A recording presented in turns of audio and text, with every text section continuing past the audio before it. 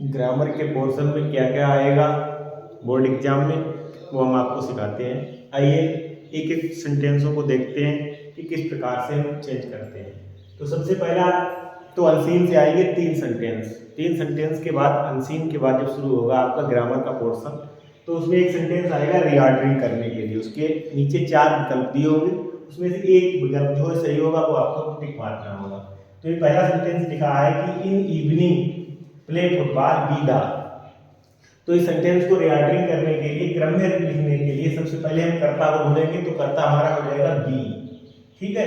फिर हो जाएगा वर्ब देखते हैं तो बी प्ले, फिर होगा फुटबॉल, बी प्ले फुटबॉल और हो जाएगा इन द इवनिंग, ठीक है।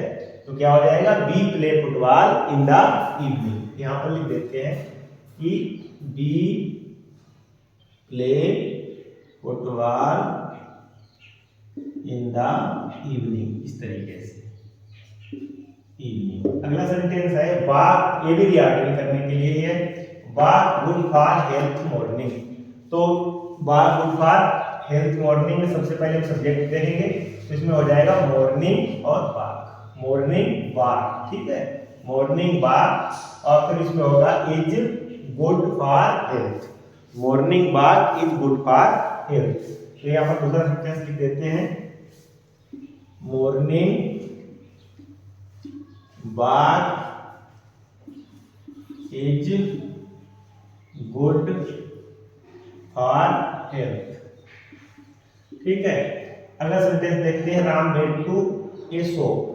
शॉप का मतलब दुकान, राम भी दुकान पर गया। तो इस सेंटेंस को निगेटिव करवा रहा है क्योंकि थोड़ा कठिन देगा। या तो प्रेजेंट इंडेफिनिट का निगेटिव आपसे करवाएगा तो प्रेजेंट इंडेफिनिट का देगा या पास्ट इंडेफिनिट का देगा। निगेटिव जो करवाएगा दो ही सेंटेंसों का देगा। तो या ऐसे पूछ सकता है कि किस सेंटेंस का वाक्य है। तो पास्ट इंडेफिनिट का है क्योंकि पास्ट इंडेफिनिट के वाक्य में डिड का प्रयोग नहीं होता है, सेकंड वर्ब का प्रयोग होता है। तो Ram went to a shop हो जाएगा। तो हम यहाँ पर क्या लिख देंगे, जिस जगह पर वेंट का प्रयोग हुआ है इस जगह पर हम डिड नॉट का प्रयोग करेंगे और फर्स्ट फॉर्म लगा देंगे। तो डिड नॉट और वेंट की फर्स्ट फॉर्म क्या हो जाएगी गो। तो Ram did not go to a shop, ये नेगेटिव में चेंज हो जाएगा। अगला सेंटेंस है कि she sings a sweet song. तो इसका सेंटेंस होगा कि सिंग्स है। तो सिंग्स जो है प्रेजेंट इंडेफिनिट से इंडिकेट कर रहा है। तो प्रेजेंट इंडेफिनिट में क्या होता है, साधारण वाक्यों के साथ डू या डज नॉट का प्रयोग होता है। डू नॉट का प्रयोग होगा या डज नॉट का प्रयोग होगा। लेकिन हमारा कर्ता जो यहाँ पर सिंगुलर है इसलिए यहाँ पर क्या हो जाएगा डज नॉट का प्रयोग हो जाएगा। तो सी डज नॉट यहाँ पर लग जाएगा और एस हट जाएगी तो यहाँ पर क्या हो जाएगा सिंग हो जाएगा। तो she does not sing a sweet song, इस तरीके से नेगेटिव हो जाएगा। तो ये हुए आपके 4 सेंटेंस। अगला सेंटेंस एक्टिव पैसिव से पूछा जाएगा कि पैसिव में चेंज करवाएगा। तो पैसिव में देखते हैं कि एक सेंटेंस को देखते हैं पैसिव में। पैसिव में किस प्रकार से बनाएंगे। तो पैसिव में सही लोग जानते हैं कि कर्म को कर्ता और कर्ता को कर्म बना देते हैं। क्रिया के थर्ड फॉर्म का प्रयोग होता है, पैसिव वॉइस का प्रयोग होता है और थर्ड फॉर्म का प्रयोग कर देते हैं। तो देखते हैं सी प्लेज फुटबॉल, ठीक है, फुटबॉल। तो इसमें क्या है कि इसमें इधर क्या है हमारा ऑब्जेक्ट है, एक कर्म है आपका और ये आपका जो है सब्जेक्ट है, ठीक है, सब्जेक्ट है। अभी इधर चला जाएगा ये इधर आ जाएगा तो फुटबॉल इधर आ जाएगा फुटबॉल। सबसे पहली बात ये होती है कि वो पहचानना पड़ता है कि ये उसमें पैसिव चार्ट लगेगा वो किस टेंस से है और किस प्रकार से लगेगा। तो इसमें क्या है कि प्लेज है, प्लेज का ऐसे है इसका डू या डच हो जाता है। तो हम यहाँ पर देखेंगे फुटबॉल हमारा सिंगुलर है या प्लूरल है। तो फुटबॉल जो हमारा सिंगुलर है यहाँ पर क्या हो जाएगा फुटबॉल इज, प्ले का क्या हो जाएगा प्लेड और बाई यहाँ पर लग जाएगा हर हो जाएगा। कुछ ऐसे सेंटेंस होते हैं जिनके बाद बाई का प्रयोग नहीं करते हैं तो वो ज्यादा कठिन पूछेगा नहीं। तो नाउ के बाद टू का प्रयोग कर देते हैं, कंटेंस के बाद इनका प्रयोग कर देते हैं, सरप्राइज के बाद एट का प्रयोग कर देते हैं, तो इंटरेस्ट के बाद इनका प्रयोग कर देते हैं। तो उन चीजों से वो ज्यादा इंटर ले लेते हैं, आपसे इतने सरल ही पूछेगा। दूसरा सेंटेंस हु वाला पूछ सकता है कि हु लव्स यू, ये भी प्रेजेंट इंडेफिनिट का वाक्य है। हु स्वयं में करता होता है। तो जहां पर हु है वहां पर क्या कर लेंगे हम बाय हूम हो जाता है, बाय हूम एस या एस का इजारा हो जाएगा, करता आपका यू इधर बनेगा तो हमारा क्या हो जाएगा आर हो जाएगा। बाय हूम आर यू और लव का क्या हो जाएगा loved, by whom are you loved हो जाएगा।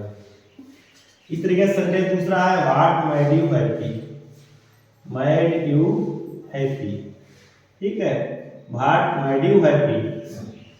तो इसका भी जो है बाई हार्ट हो जाएगा, ठीक है, थोड़ा कठिन में देख लीजिए, बाई हार्ट और मैड पास्ट के बैठा है तो बाई हार्ट बर हो जाएगा, क्यों करता आपका इधर आएगा, तो बर you by heart were you mad happy, ठीक है।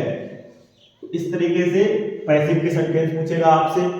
और जब दो सब्जेक्ट हो तो जो है किसी भी सब्जेक्ट को बना लीजिए, करता कोई दिक्कत नहीं है।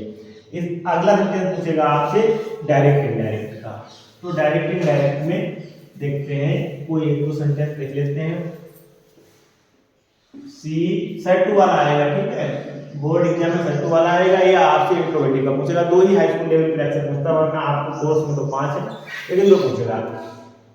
तो she said to us, I am doing my work.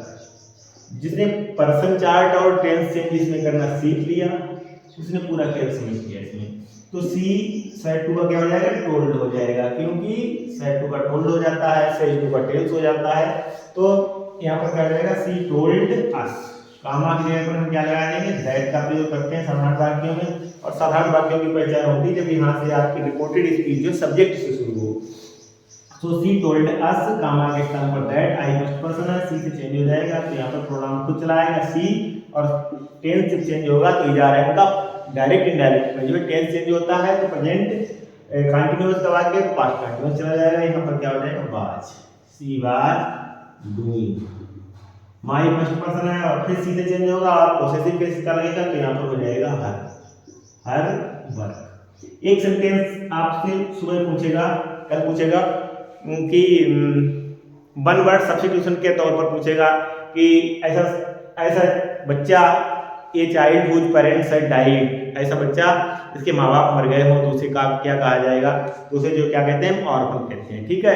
ऐसा इंसान जो बहुत ही हार्ड वर्किंग हो तो उसे क्या कहेंगे, वन वर्ड, उसमें 4 ऑप्शन दिए होंगे, उसमें एक टिक आपको करना होगा, तो लेबोरियस हो जाता है। ऐसा इंसान जो बहुत ज़्यादा आलसी हो तो लेजी हो जाएगा।